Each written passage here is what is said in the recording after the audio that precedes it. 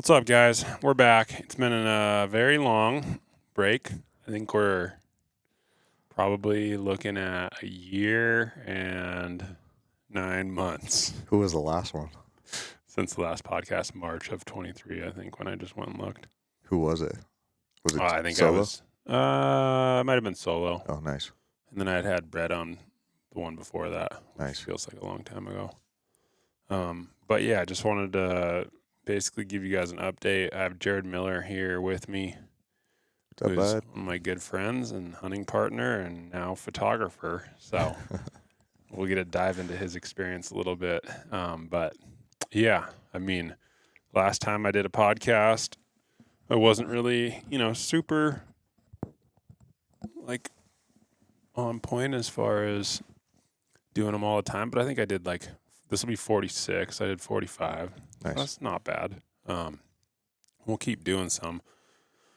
Long story short, the hunting photographer still is available to anyone that wants to sign up and learn and get into the industry. The online education, nothing changes there, really. I mean, at some point I might update some things, but the groundwork for that class is kind of just how it is. So if anyone's interested, shoot me a message if you have more questions on my Instagram or through the website or whatever. But yeah, I was working at Stone Glacier, and then general life update. I quit at Stone Glacier in April, I want to say, the beginning of April this year. Of 24, yeah. And basically the reason being was that we got bought by Vista at the time, which maybe we'd gotten bought maybe a year and a half before I quit. And you kind of have a feeling that you kind of know what's coming down the pipeline when corporate America buys a super core company like Stone Glacier was. And unfortunately, the things that you hope don't happen kind of came true, which for me in my role was sort of lack of investment into things, which in my opinion would have been additional budget and personnel to support the content side of the business. I think that maybe Jared, you can agree or disagree, but I have a feeling I know what you'll say, but I think the content and all the content that I built over the 4 years I was there had a huge impact in positioning Stone Glacier as the company that it was and allowing it to really have the reach and the easy conversion of customers into the brand, because we did a really good job of showing hunters actually out hunting public land, Yep.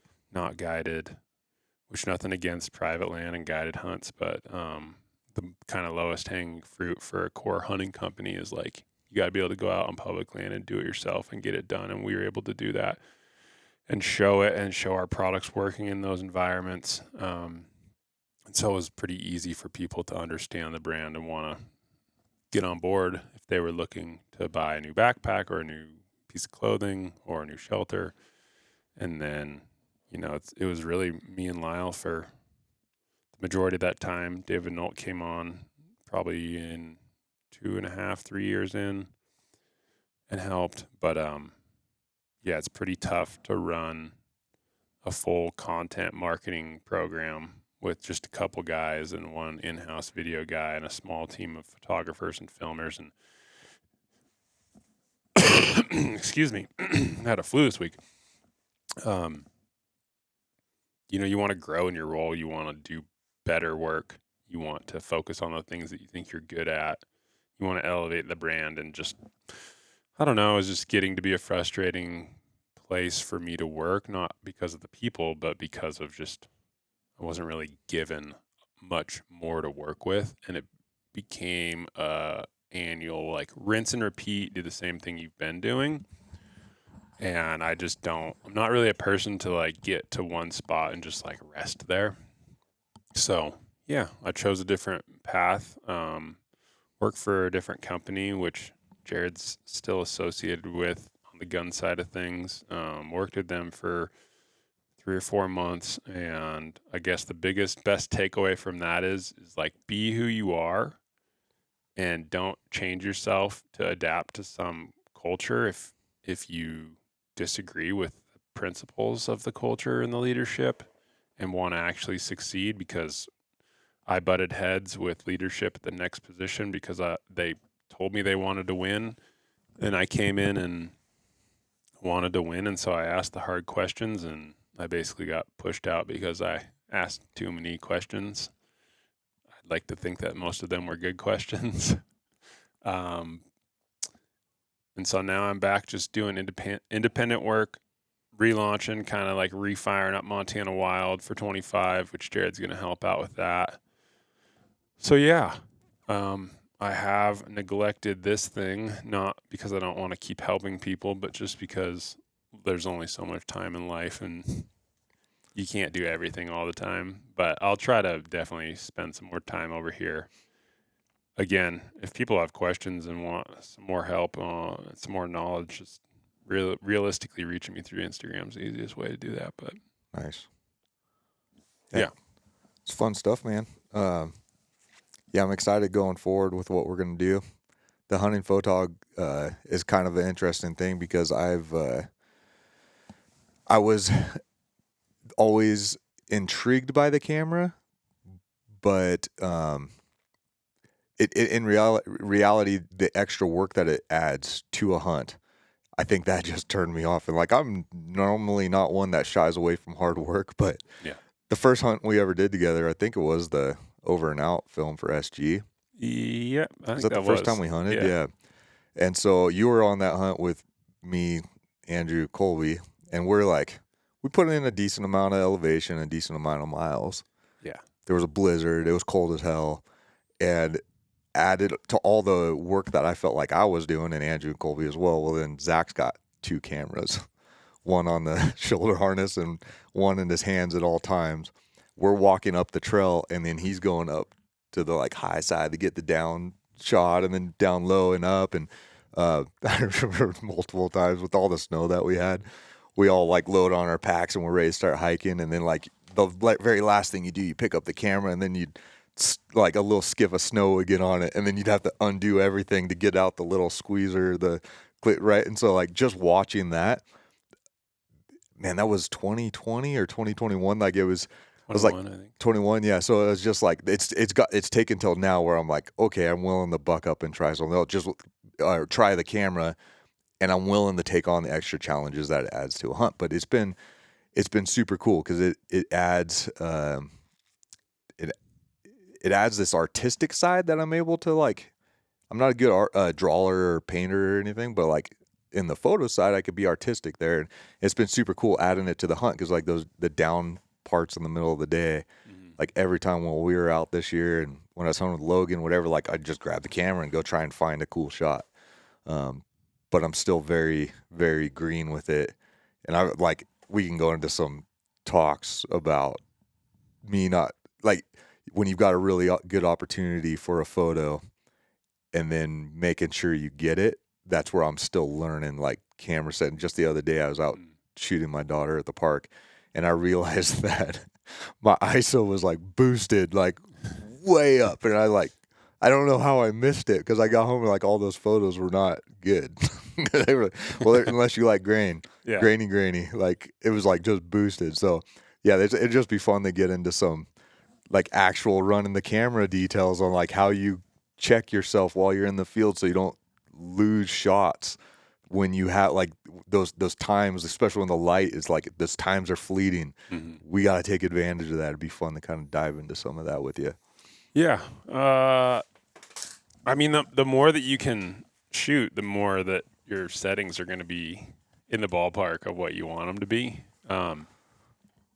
I always shot manual from like day one just because we had to shoot video. And so it was a manual game, manual focus, manual exposure.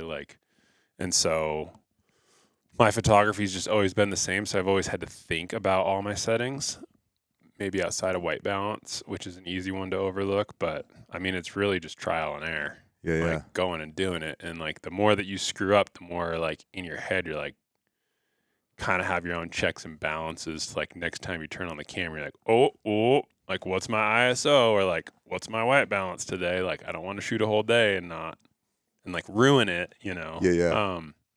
But yeah, the stuff on the fly is just I think when it's hunting, like I'm always sort of hunting the next shot. You know, and being a hunter, you're pretty good at kind of like looking ahead of where you're going and like observing and scanning. And I think the exact same mentality applies with photography to where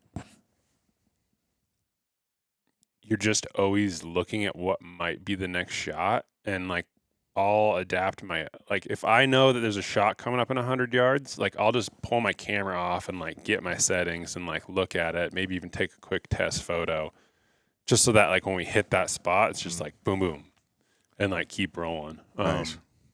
Which is the easy part of not having your camera on a tripod all the time. It's easier to just access it.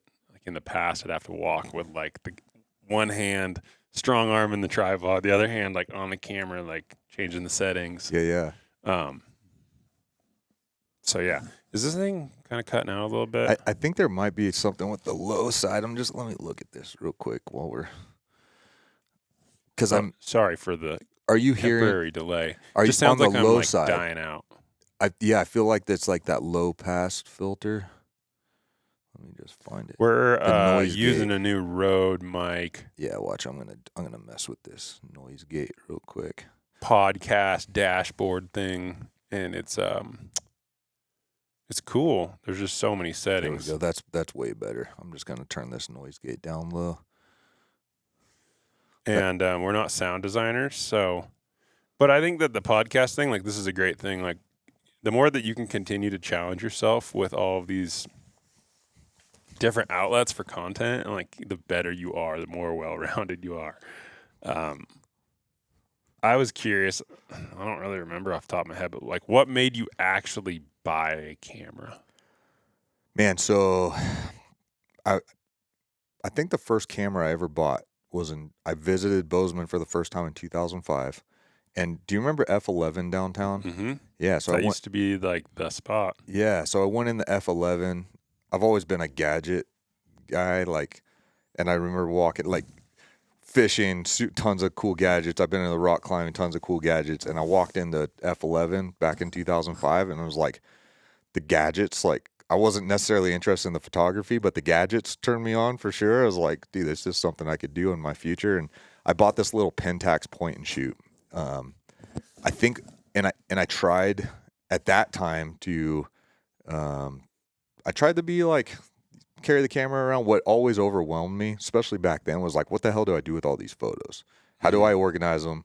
Where do I put them? Like, and so that would always, that stopped me from pursuing it, I think. And then it was probably, I forget when the A6000 came out. I bought an A6000 at one point in time when I lived in California, randomly, just like, I want a camera, and I went out and bought an A6000 kit lens. Same thing. I think I filled up a memory card. Then I'm like, what do I do with this? I just didn't research it. It's like, which is not normally like me in most things, but I just didn't research it. And then didn't carry that again. And then for a long time, and I think in 2021, after that over and out hunt film that was in Idaho, we came back to Montana, and I think I carried that camera. Like, I was kind of inspired. I was like, dude, that's a lot of work, but I was inspired by watching you use it.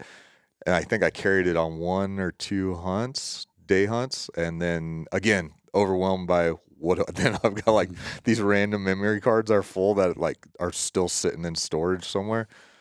And then that's where this time I was like, I take a lot of I always take a lot of photos on the phone, but like then I've gone to like do something with them, and it's just like we've compared them. Like, dude, when you look at the little screen on the phone, it's like, that's sick, and then you blow it up and it looks not as sick. Just it doesn't have the sensor size to do it. And so that's where I was like inspired this year, just like, dude, I want to get. I think I had told you, I want to be able to print it. I want to get one sick image per year and take my best image and print it and put it on the wall in the house.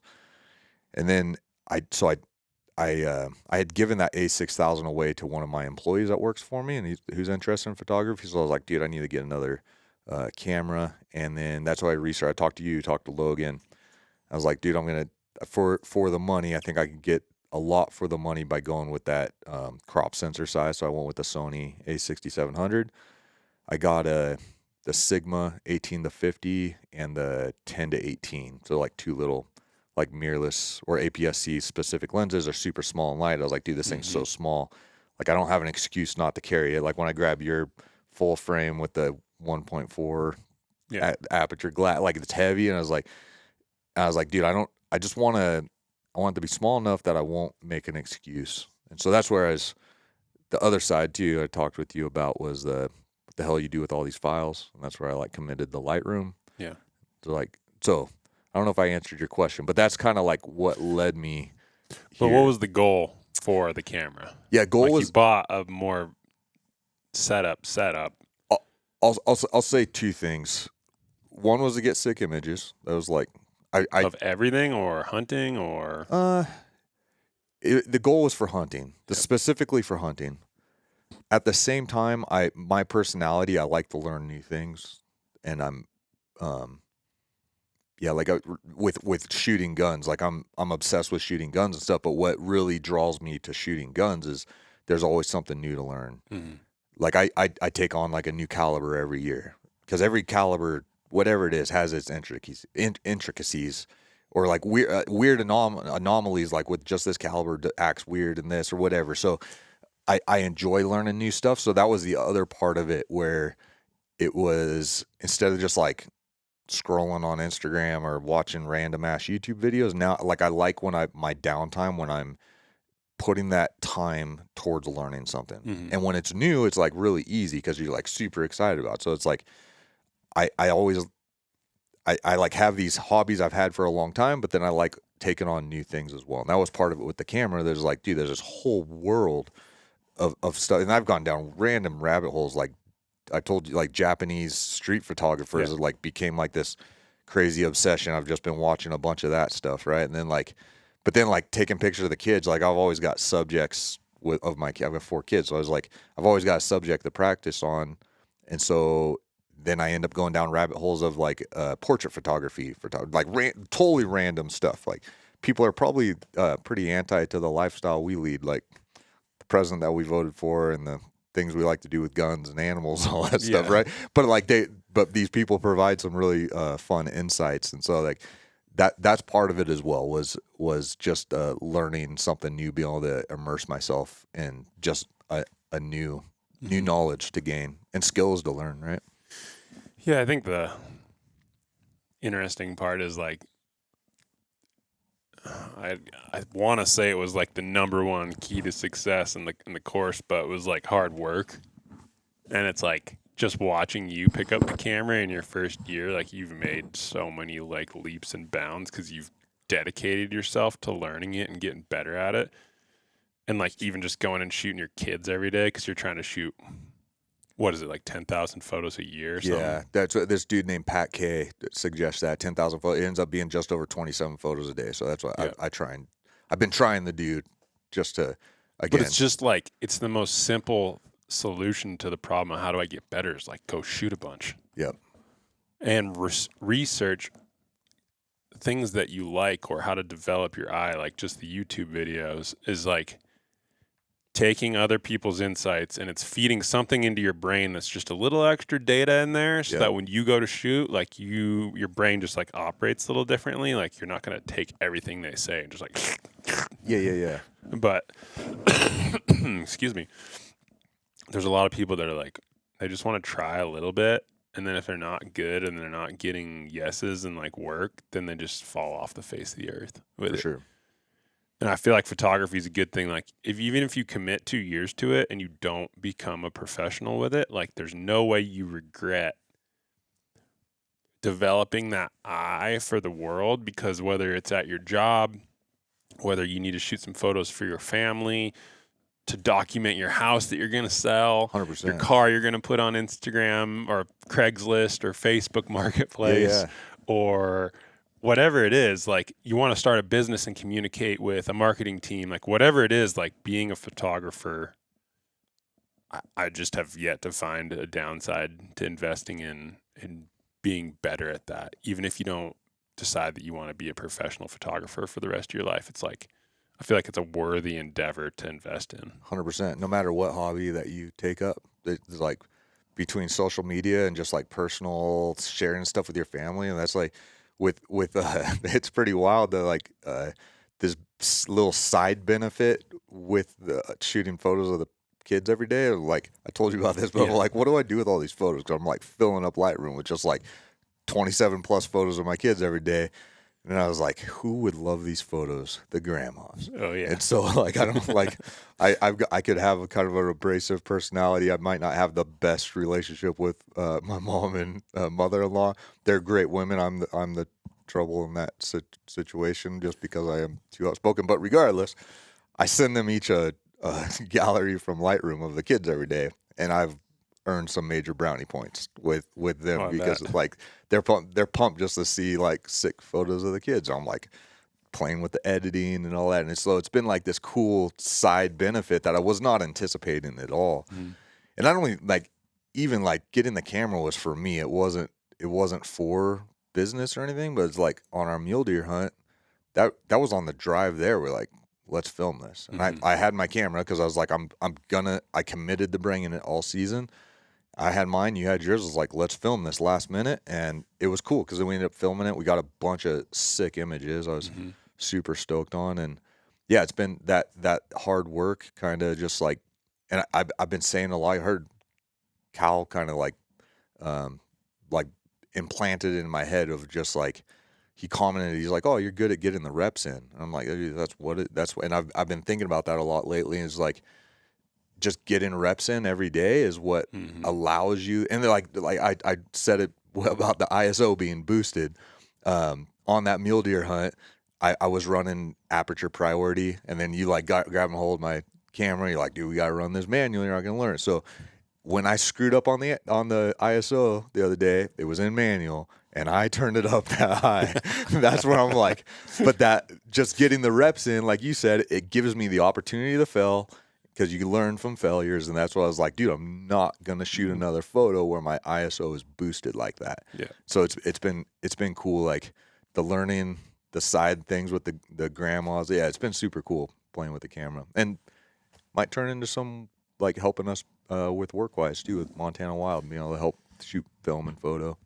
Yeah, I'd say Jared within like 4 months basically got to a point where I would hire Jared to shoot photos. Not for like top wage, but like I would for sure pay you to shoot photos. Nice. Like Jared's galleries have been better than a lot of photographers that call themselves professionals. And that's a testament to you, and also a testament to how poorly I think people want to try to continue to like perfect their craft. I mean, I definitely don't go shoot. I mean, I shoot out of necessity, realistically. Yeah. But like Jared's been really good about bringing his camera everywhere, which I probably should get better at. It's just when your camera's a little bit more expensive, you know, just want to like. I'm kind of reckless with mine, dude. Like when we were getting dumped on in the rain on that after we shot my buck, and you had like your little cover for it. Yeah, and it was like protected. Yeah, I might put mine in my pack. Jared's just leaving his in the rain, just fully like the face up, the viewfinder just full of slushy rain, and like it'll be okay. It survived it. It did good. I was surprised. Yeah, it was rough conditions.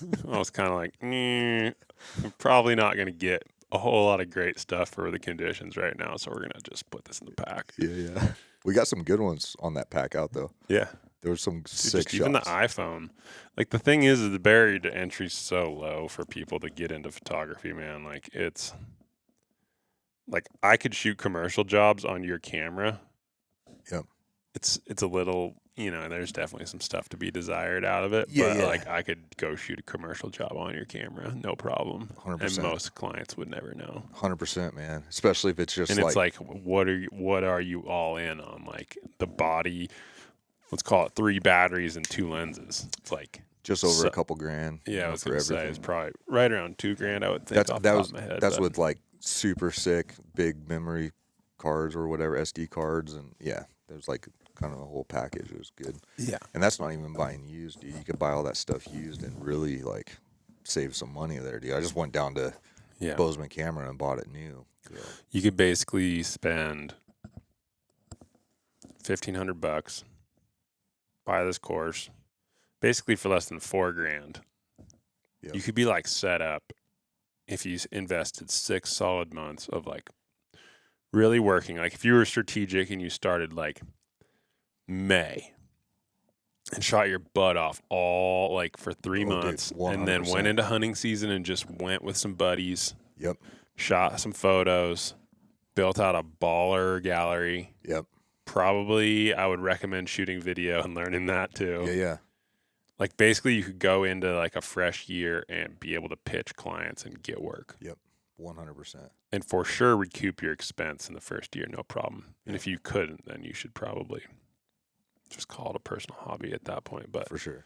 I mean, tell people usually it's minimum 2 years, which I think it really realistically is to really be somewhere that you could actually like do it as a job and make a living that could support you. But yeah, I'd say for sure within a month or within like six to 8 months, you could like get paid gigs. Yeah, and that's from something scratch, zero experience. Getting your skill set up with the camera, being able to run that stuff, and that's where like you put that work in, and then you take the course, and that's like where I have you as a benefit, where I could just go straight to you, right? But like not everybody has that opportunity to just like have somebody that's been in the industry as long as you to just ask, and because that's where I would really be lost. There's a ton on YouTube about how to shoot photos and all that. Yeah. And if you do the hard work and learn that, now you've got a skill set that can sell. Well, how do you go about that? I think your course can help guide guys on how do you approach brands and how do you start actually turning the hobby into money. Yeah, and that's realistically why we have a very small portion of the course that's about shooting and editing, because it's like, dude, there's so many resources just on YouTube to teach you that. And like I never really wanted to teach everyone exactly what I did, because like people will just copy it. I don't want people to copy anything. Like create your own style and your own look and your own likings, and it's really just the business relationships that puts you on like the next level with your photography. And we give you like the good foundational stuff, and then you just go from there, because it's like there's no formula to get people to say yes and give you money. It's like even right now with Montana Wild, like pitching projects, like we're going to get told way more. We're going to get told no way more than we're going to get told yes. And I've been in the industry for like 10 years, have a bunch of connections, have done a lot of really good work, and I'm still going to be like, or I can't even get a response. Yep. Like, we'll take Night Force as an example. Like, we love Night Force products. Yep. I made a connection while I was at Stone Glacier there, and we did a little bit of work, but no one really ever, like, some personnel changed over and didn't have a contact. Like, I haven't been able to get a hold of anyone through their website. And I've sent email inquiries. I found their marketing guy on LinkedIn, sent him a message, no response. You know, and it's whatever. Yeah, for sure. Keep doing our thing. Just keep doing it. You know, if we'll probably make a connection there at some point. Yep. And they probably like, I don't know. It's hard to not get jaded, because I take my personal expectations and want to apply them to other people in the industry. Because like when you start, like it's really frustrating not getting responses. And I personally see it as disrespect. I get that people are busy and don't have time. But I've always made it a point that if you are like, maybe not for like a 16-year-old kid that just got Instagram, was like, hey, how do I get paid for photos? You know, like maybe I've ignored some of those messages, but like if you're someone that's like, hey, I'm a photographer, hey, I'm a video guy, I want to work with you, I'm going to give you a response. Be like, hey, man, like right now it doesn't work. Hey, come back in a year with more of this. Hey, do this, do that. But there's so many people, even people that I know really well in this industry, that don't respond to text messages, emails, phone calls. Yeah. So that's something that I personally have to like work on, to not like be like take my personal opinion on how I handle communications and like apply that to them and be like have a negative perception of that. I mean, I think does come a point, if it's prolonged enough, that is okay to have that perception, but not just from one piece of communication. For sure, which is challenging. And like part of it, like I'll be hard on you here, just like giving people grace for not meeting your very high standards that you hold to yourself to, because you don't hold anybody to any standards you don't hold yourself to.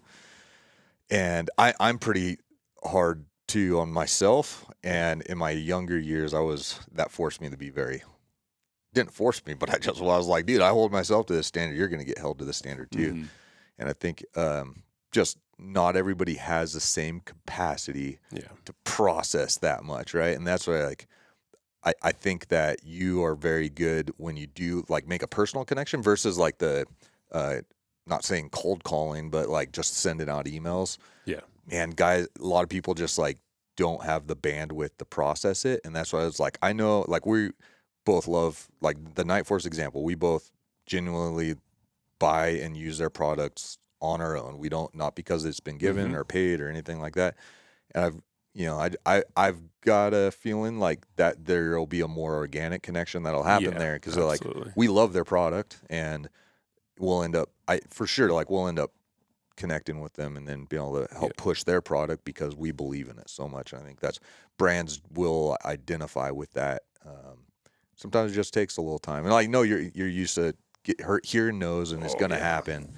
But yeah, that's like one in particular. I'd love to work with those guys, and it'll happen eventually. Just like, man, the amount of history that we have with matches and shooting animals with Night Force scopes, there's like a long track record there, and it's like sweet. Yeah, I think the reality is too, though. Like, even though I know you could bring a ton of value to Night Force, there's like a lot of people that shoot Night Force for sure, optics for sure, and like even at Stone Glacier, like you can't work with everybody. Yep, it's true, so man, it's like there's the possibility that we never work with Night Force because like there's just other people that they deem to be more valuable for the dollars that they have or whatever the allocation is. And 100%, man, that's cool. Yep, you know, like you got to have that perspective too, that you're not the hottest shit on the block. Yeah.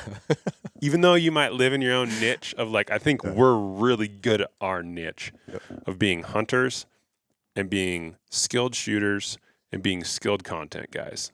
I'd say like in those three realms, man, I would put us up against anybody. Yeah. Like, I don't really know anyone that's doing it better than us. It's like I try to stay on top of like, who are the other dudes that are in the know on like the things that we're passionate about. And for sure. So it's easy, I think, when you're at a high level and you're a little niche to not be like, why doesn't everyone want to just work with us?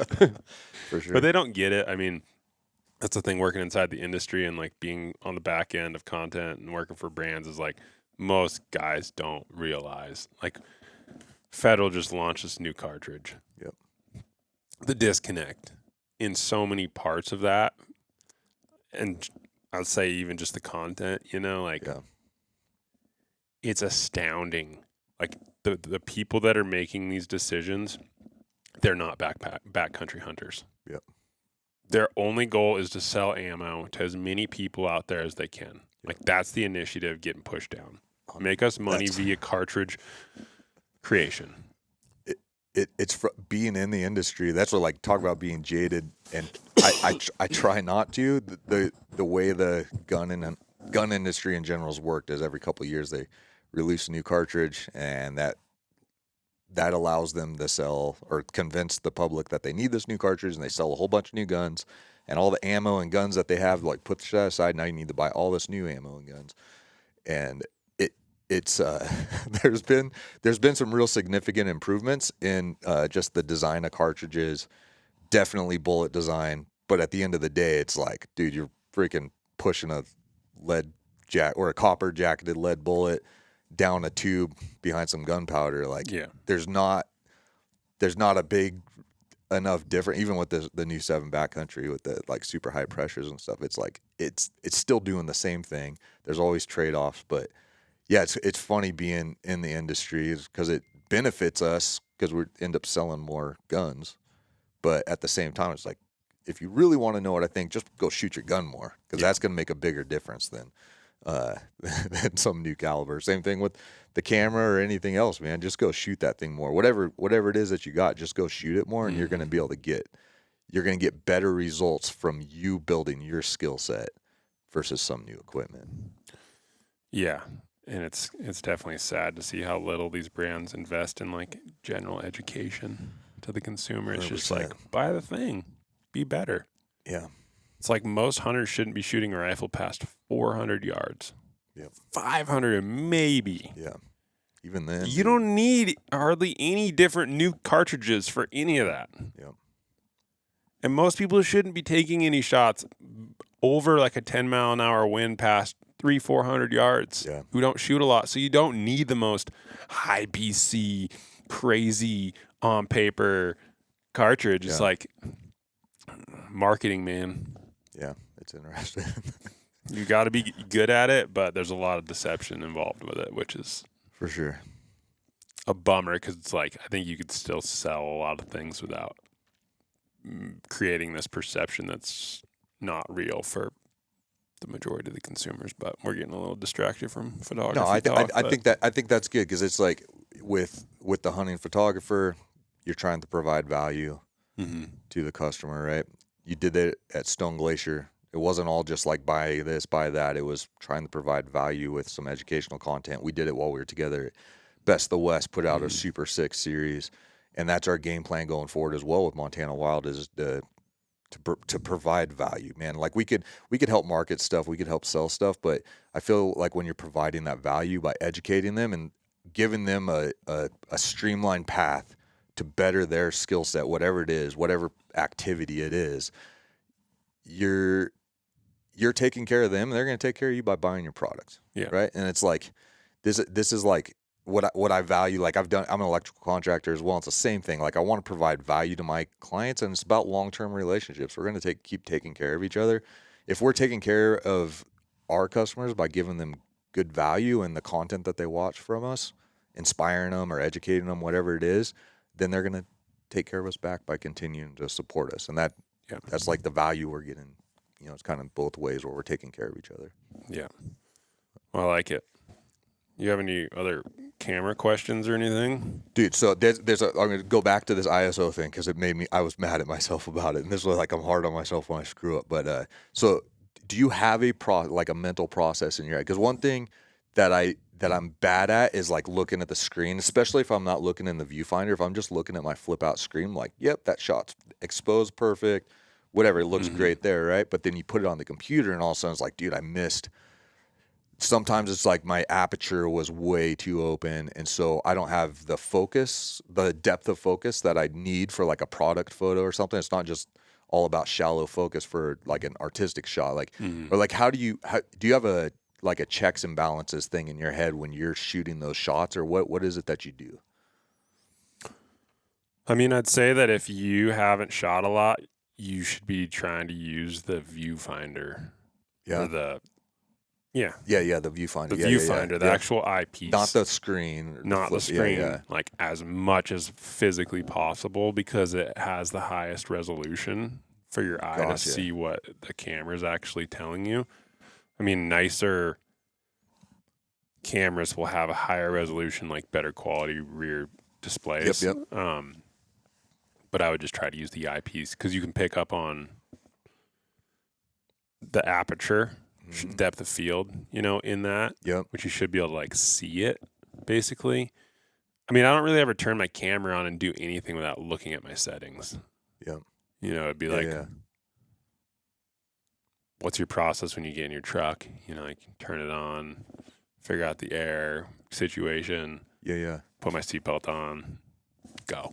Yeah. It's not like a long list. Like there's a lot of things that you do in life that just have like a startup checklist. Mine's just like I'll generally look at what the battery level it is and like what my settings are. I definitely don't always look at like where my SD card is, but like anytime I go do a new shoot, it's like, are my cards ready to rock and roll? Nice.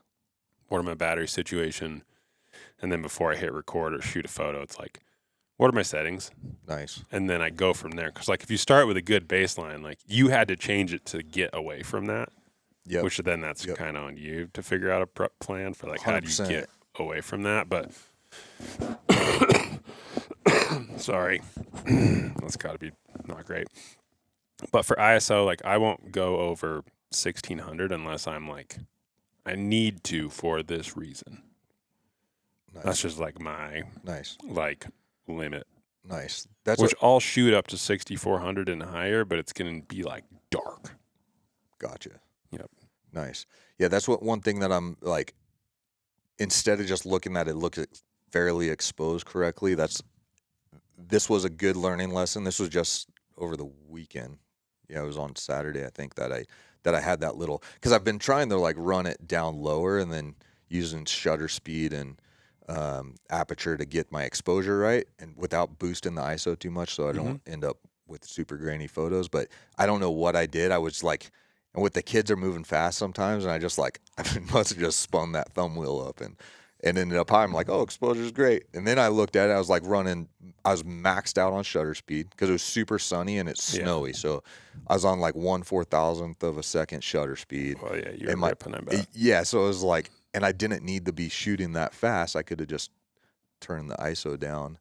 And it was a good learning lesson. But that's where I'm still developing my process. When we talk about shot process with guns and bows and all that, I'm still developing what my process is with the camera.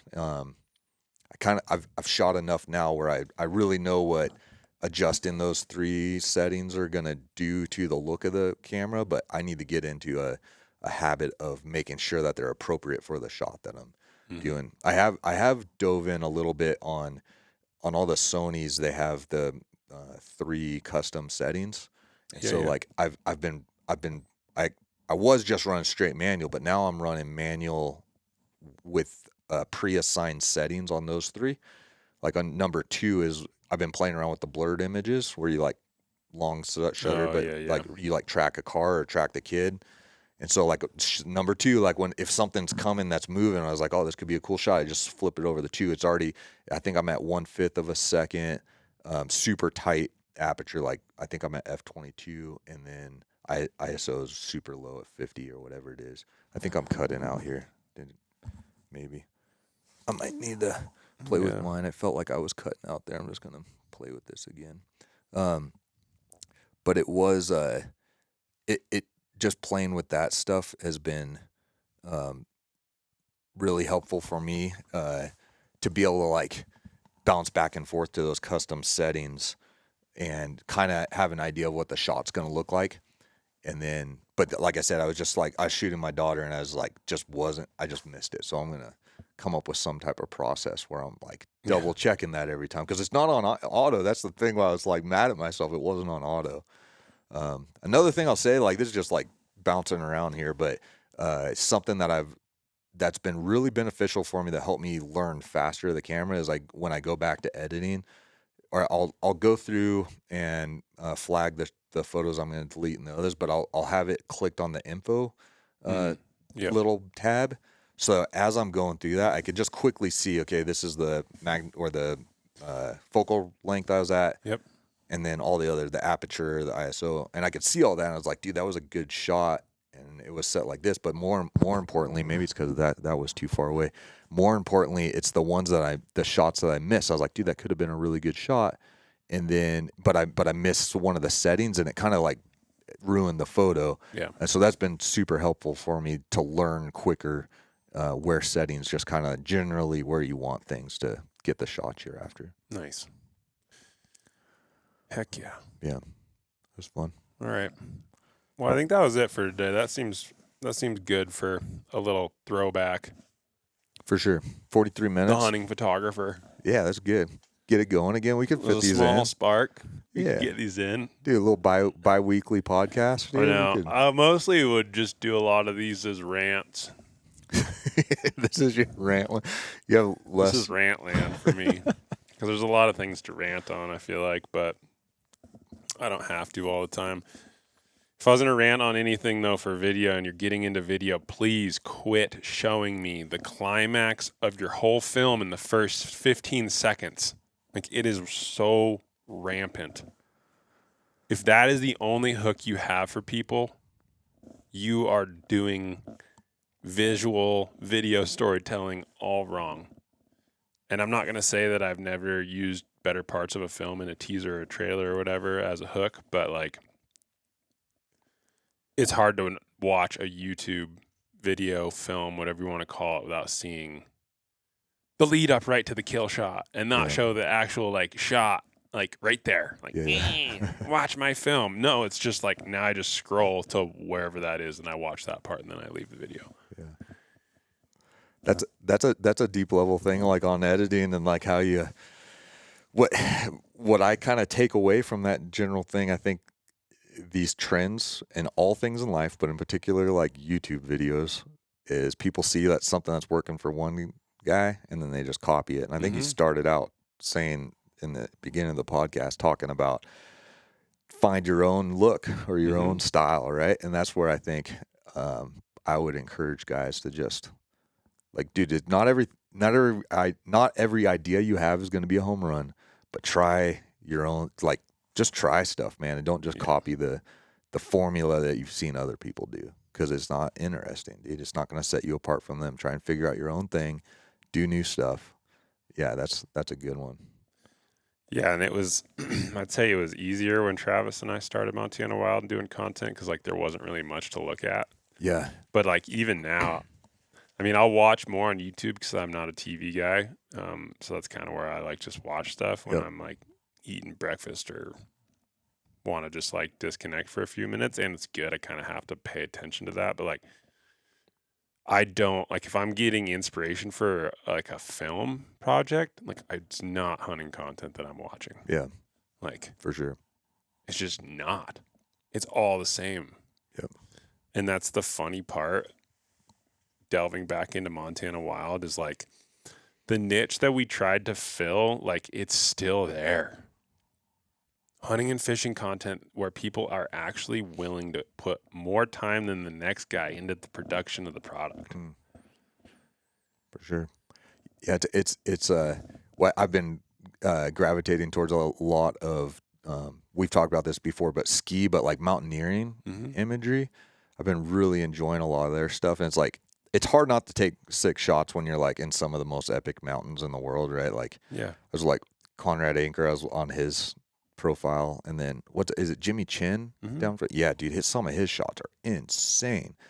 But it's cool, like, because as hunters, we find ourselves in some of the very similar landscapes to where they're getting these epic shots, and just man, some of them are just super creative. The editing on the backside too is super cool. It's just like it's inspiring. I'm excited, and again, like the Japanese street photographers, dude. I'd encourage you guys to check them out because there's like some wild stuff, man. Photography's been I couldn't tell you when cameras were invented, but there is a long history of passionate photographers in Japan pre-World War I believe. Through the world wars and stuff, it's pretty wild, and like they developed a style and like crazy abstract, like cool stuff that we can apply to what we do or be inspired by. It doesn't have to be copied, but just inspired by and making you think outside the box that I really, really enjoy. Dude, Tatsuo Suzuki, man, just like wild stuff. And it's crazy, just like everyday photos. We've talked about it before. You're like, dude, I could go into that bush and find a sick photo. Yeah. And that's what inspires me. Is like, dude, like my normal landscape is not super inspiring, but if I go put the camera in like with the right foreground and background, or focus on some weird thing, or like have everything in focus, or maybe just a little bit, you can get a sick, inspiring photo. And people talk about like tell stories with photos. It's wild, like if you're just a little creative, thinking outside the box, where you can find a story in like the most random mundane day or day-to-day life. You can find sick like stories to tell. Yeah, photographers like that are good because like it is abstract views, which is good for you to, I think, have when you're out hunting or photographing anything. And then the human element, For sure. which is a big part of hunting. Although it's comes with its challenges on how you can like capture that, because you're trying to be like sneaky out there. Yeah. Instead of just like, whatever. Yeah. So that's cool. Yeah. Well, sweet, Jared. Thanks for jumping on and For sure, man. letting us do some testing on the new Rode. Yeah. Rodecaster Pro 2. I think we're going to have a little bit of funny, choppy audio because we're playing with our settings, so please forgive us for that. It'll Our get apologies. better. It'll get better. Yeah. I'm sorry that it's like, I know when it's hard to listen to, you like you don't want to listen, but thank you for those who stuck with it. Good ending point. Don't not do things because it's not perfect. 100%. And this isn't quite perfect yet, and we're doing 100%. it. Yep. All right, thanks.